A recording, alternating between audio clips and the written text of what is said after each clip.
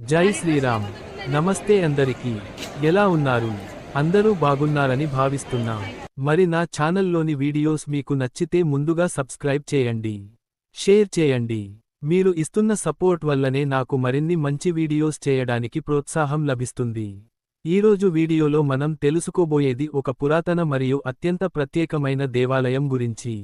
మన భారతదేశ సంస్కృతి గొప్పతనాన్ని ప్రతిబింబించే ఒక అద్భుత ఆలయాన్ని ఈరోజు మీ ముందుకు తీసుకువస్తున్నా.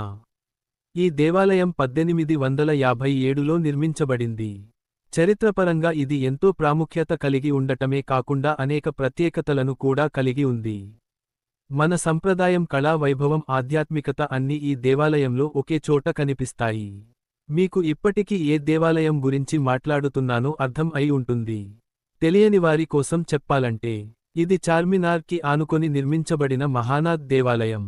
ఈ శివాలయం ఎంతో పవిత్రతతో నిర్మించబడిన ప్రముఖ ఆలయం.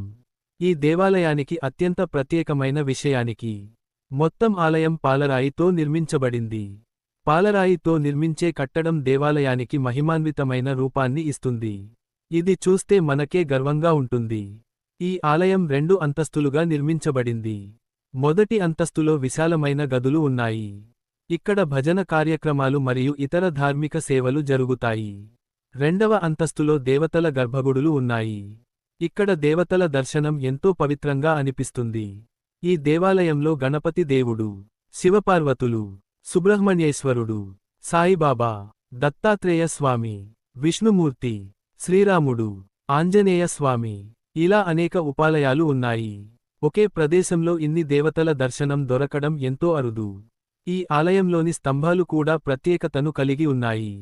పాలరాయి స్తంభాలపై చెక్కిన శిల్పాలు అద్భుతంగా ఉంటాయి. మన పురాణాల కథలు, సంప్రదాయాలు, ఆచారాలు అన్నింటినీ ఈ శిల్పాల ద్వారా చూపించారు. ఈ దేవాలయం మత సామరస్యానికి ఒక గొప్ప ఉదాహరణ.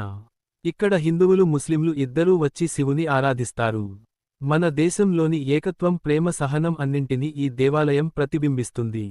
ఇలాంటి దేవాలయాలు మనకు ఏమి నేర్పుతాయి అంటే, మన సంస్కృతి ఎంత గొప్పదో, భిన్నత్వంలో ఏకత్వం ఎలా ఉందో, మన దేశం ఎంతటి విలువలను కలిగి ఉందో అన్నింటినీ మనకు గుర్తు చేస్తాయి. ఫ్రెండ్స్, ఇలాంటి పవిత్రమైన దేవాలయాన్ని ఒకసారి మీరు కూడా దర్శించాలి.